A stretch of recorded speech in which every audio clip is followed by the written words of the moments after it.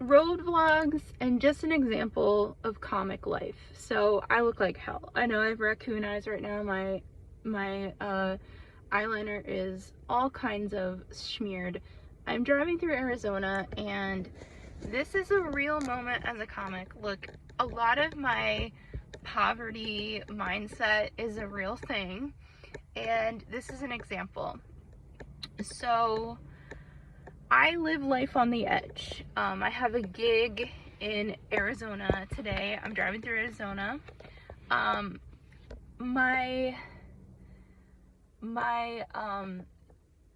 gas that I need to get to the gig is literally just going to get me to the gig. Like, just gonna get me to the gig. I drive Uber.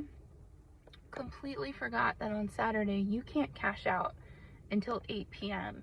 and because I am registered on the West Coast and in a different time zone, I can't cash out to pay for another tank of gas. So fuel gauging is super, like, I'm cutting it close. So I was like, I have one P stop and I really got to make that P stop count. So I get to the P stop and all restrooms are closed, which means I have to make the decision. Do I hold my pee for 2 more hours and pee behind a wall here, or waste another mile of gas and cut it short? Because this is the miracle of oil right now. So this is like literally relying on faith. Like, I'm a faithful person, I'm a spiritual person. I definitely like am relying on faith because it is like down to the wire. Am I gonna get to the gig? I'm not gonna post a video unless I do. But this is that kind of life. And for people that, you know, comedy has these ups and downs. I've been doing comedy for 9 years.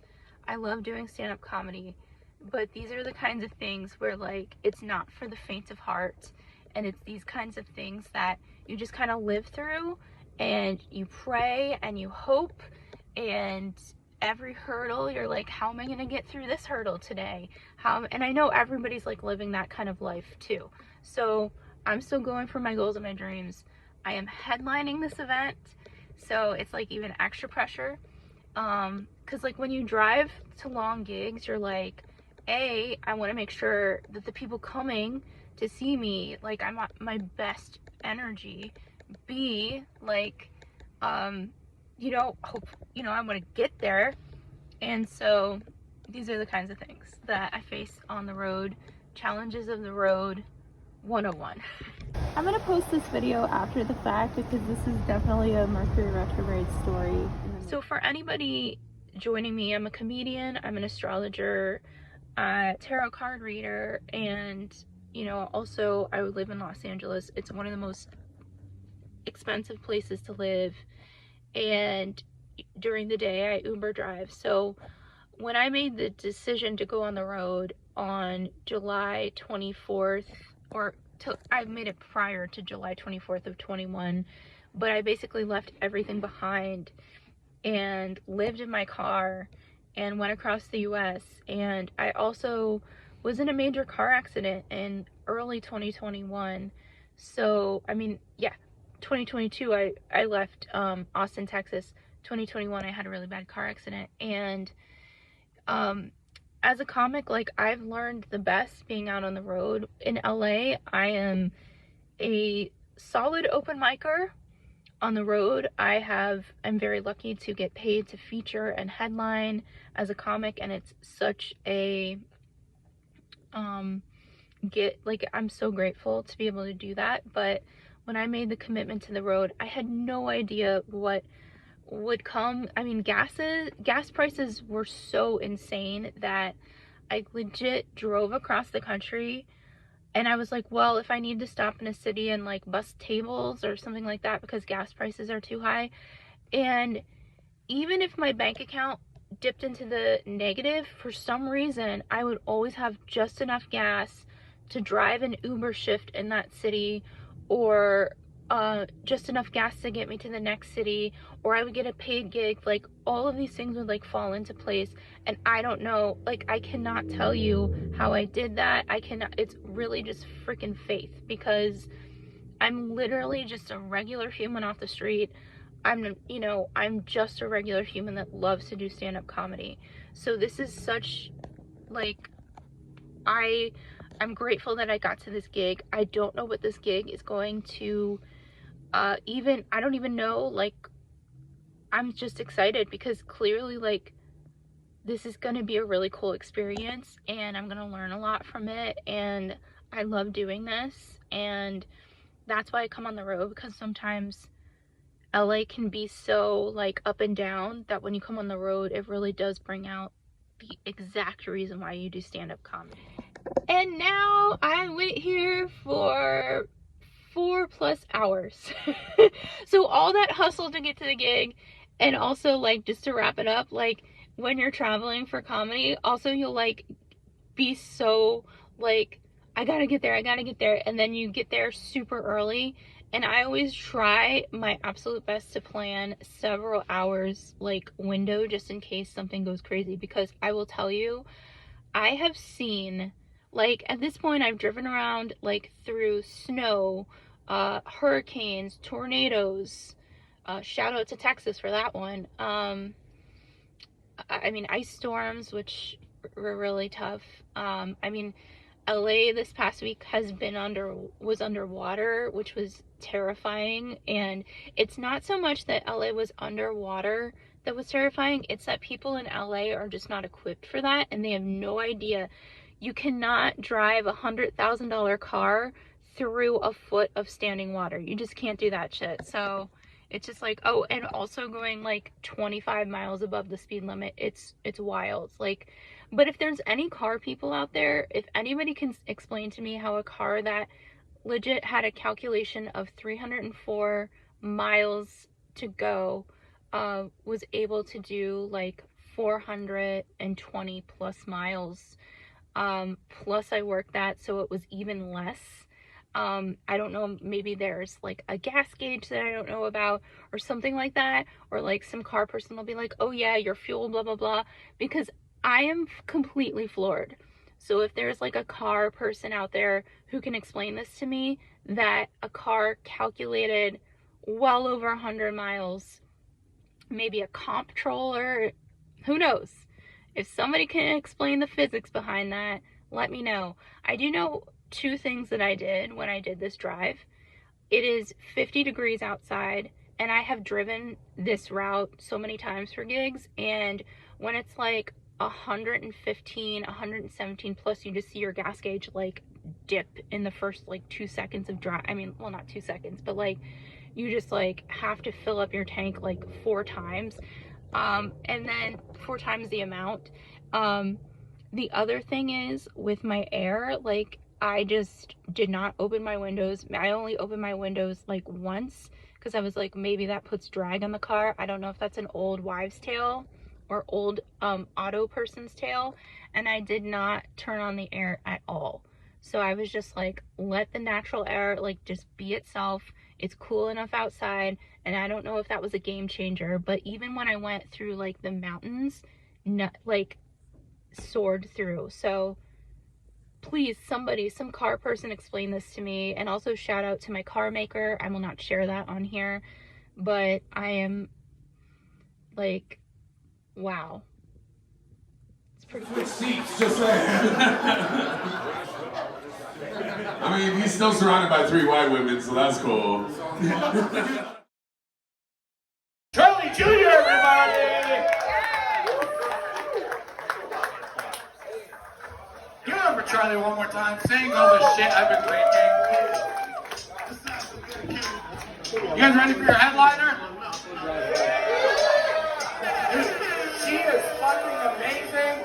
You may have heard her on her super popular podcast, The Hospice Trap House. Give it up for the one, the only, Kristy Belich!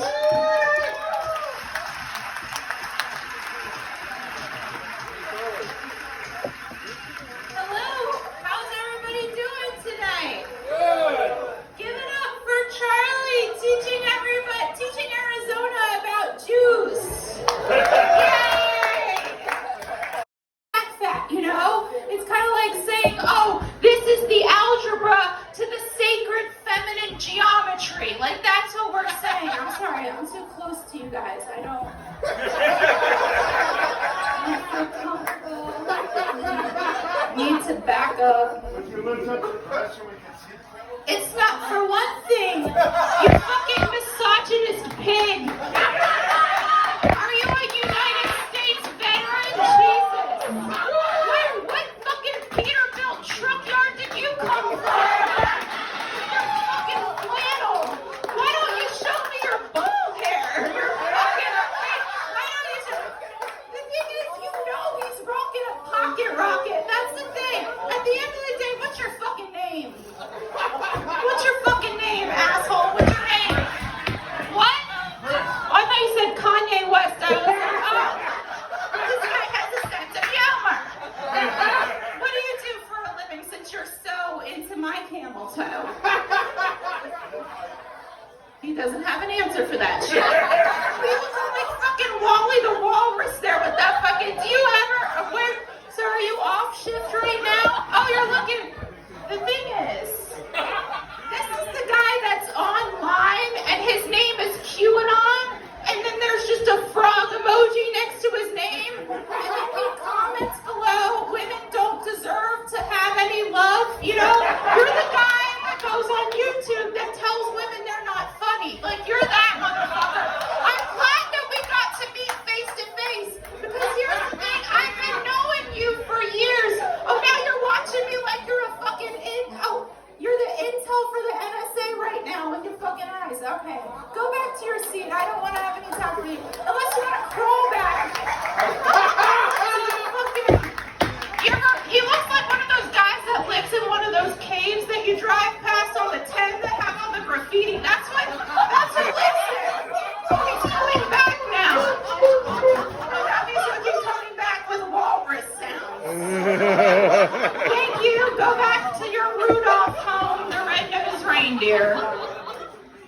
Jesus Lord, do you see? Like, he didn't do that to anybody else, but he was like, I want to see your camel toe. And you know what the sad part is? Anybody watch Disney movies? Like, Disney movie fans? Like, all those Disney movies taught women, like, that codependency is what relationships should be about. And motherfuckers remind me of how the most influential Disney movie of all time is nothing to do with princesses or love. It's actually Mary fucking Poppins. And if you think about it, Mary Poppins was a hire a hoe. Like, that's what she was. She was a hire a hoe to take care of kids. And really, she was the first suburban drug pusher of her time. Right? Like, what do you do with white kids with no mom?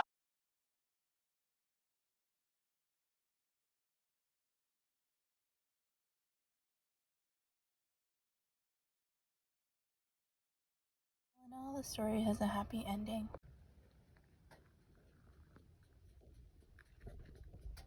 I want to tell you, this is part 2 of living on faith on the road. Okay, so I'm not, you can't make this shit up. Okay, I drove through much of the night, and then I slept in a parking lot in Quartzsite, Arizona, and I drove my favorite way through the desert. It's so beautiful. Said my prayers, got out, took pictures, said my prayers, do have all the eyeliner down to here because these are just real vlogs. And now I'm in 29 Palms because as I drive through the desert, I get out to fuel my car up again. Super grateful, in prayer, you know, just trying to be my you know, appreciative self. Excited that, you know, I just headlined a show in Arizona, had a really fun time, great show, get to the gas station, and this is what I find. So for tired people, this here is a bulge, and the bulge kind of is like coming off the tire. So I am now here in 29 Palms waiting for a tire shop to open. I want to have faith in being a comedian. I want to have faith in what I do. I want to have faith in the things that I go through as a comic and that I'm doing the right thing. But it's like this, I'm doing like manifestation stuff where it's like surrender and let go, surrender and let go. And I'm literally living life on the most budget of budgets. Like, and it's just like the anger when shit like this goes down, when you're like, yay, I made money doing what I love. I give myself permission to make money doing what I love. And now all of the money that I made gets to go to and now fixing a tire when my insurance, I can't pay that shit this month. Like, who knows? So it's like, I either this is a sign to stay off the road and just sell this car, which I don't want to do. I don't think this is recorded for anybody but me. But it's just like, I don't know, like the first time, like leaving LA, a huge chunk of it was because I was taking the bus in the middle of still when the pandemic was at its height, and getting like, it was so creepy. And when you're leaving, you know, when you're going from Hollywood to the Valley, like, you just meet really creepy characters, and it's just like, am I gonna have to go without a car again? Is this punishment for going on the road? Is this punishment for leaving science? Like, these are kind of all the things that go through my head anytime something bad happens, and I really just wanna like follow my dreams. And yes, these are obstacles, and I'm sure anybody that were to watch something like this is like pure uncut. I mean, I slept in the rain in a fucking gas station last night, and my blankets were literally the coat I wore on stage. My pillow was a scrunched up sweater. I smell like straight up pussy right now. I'm sure my breath stank too. You know, because everything got wet, like in the car. I'm sure it smells like a dog salon in here.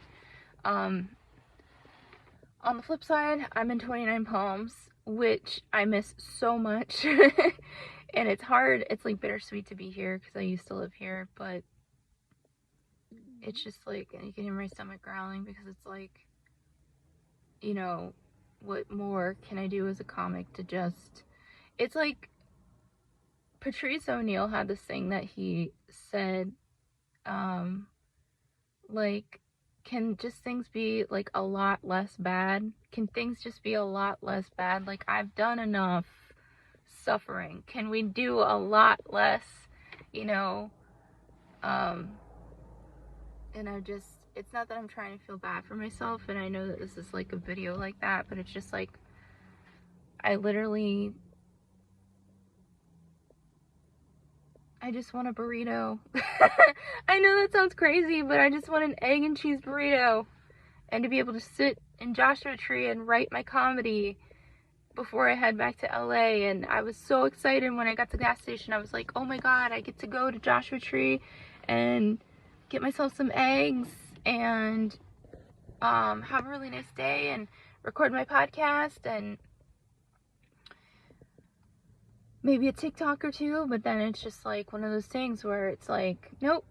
And I understand that these are setbacks and that this is just kind of all part of the fun and games.